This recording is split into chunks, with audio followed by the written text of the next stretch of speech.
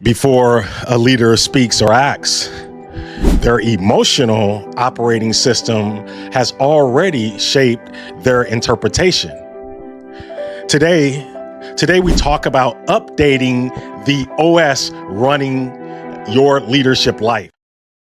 Ready to grow with resilience, clarity, and confidence in leadership, career, and faith?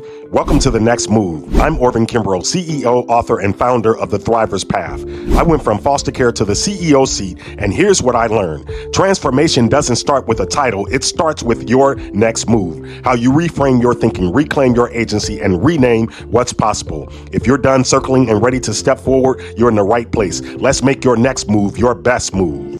Welcome back to The Next Move, the podcast where we explore faith, leadership, and personal growth to help you take your first step with purpose and confidence. Folks, I am your host, Orvin Kimbrough. So grateful you are here. Today's reflection brings us beneath the surface of leadership to something we rarely name but constantly live with: your emotional operating system. This matters now because many leaders are trying to grow with an outdated internal system and wondering why the results feel inconsistent. Every leader has something running beneath the surface: an emotional operating system. It's the unseen frameworks of beliefs, interpretations, and habits shaping how you and I respond to pressure, to feedback, to conflict, to disappointment, to opportunity, and yes, even silence. You may not see your emotional OS, but you feel its impact, and so does everyone around you.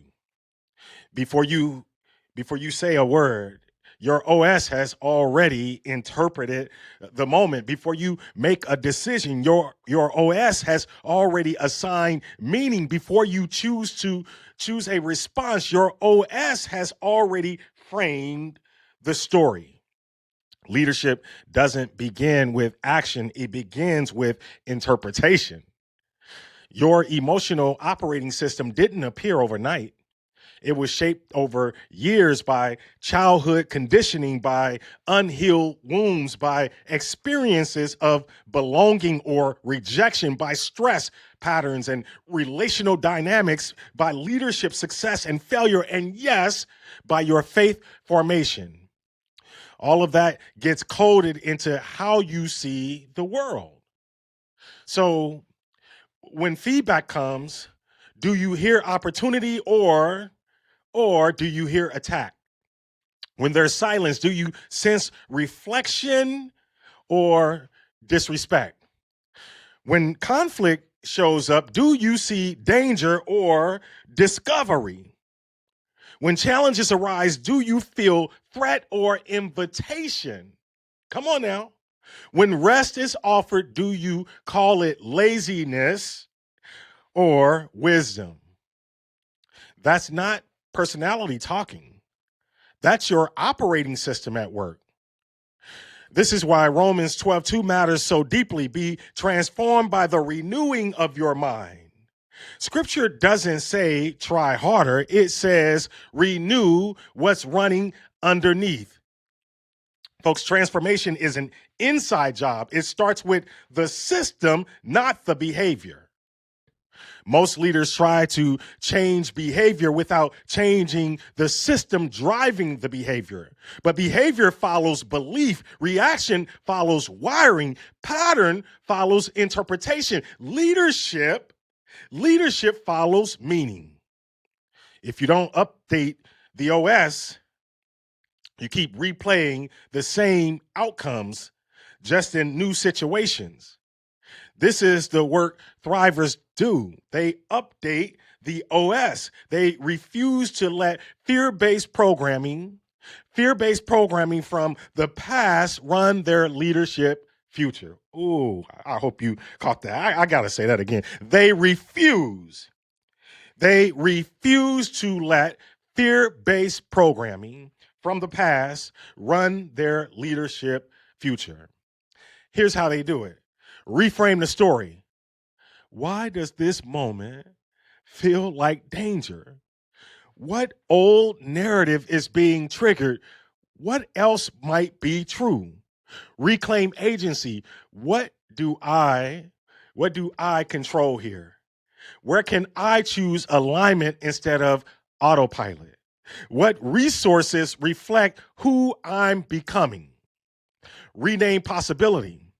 Now that the lens has shifted, what new identity becomes available?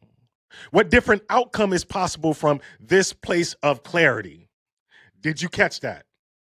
When your emotional OS evolves, your leadership evolves. You stop reacting from the old version of yourself, the one shaped by fear, the one shaped by scarcity, the one shaped by survival. You stop replaying outdated scripts. You stop shrinking to fit. You stop shrinking to fit old patterns.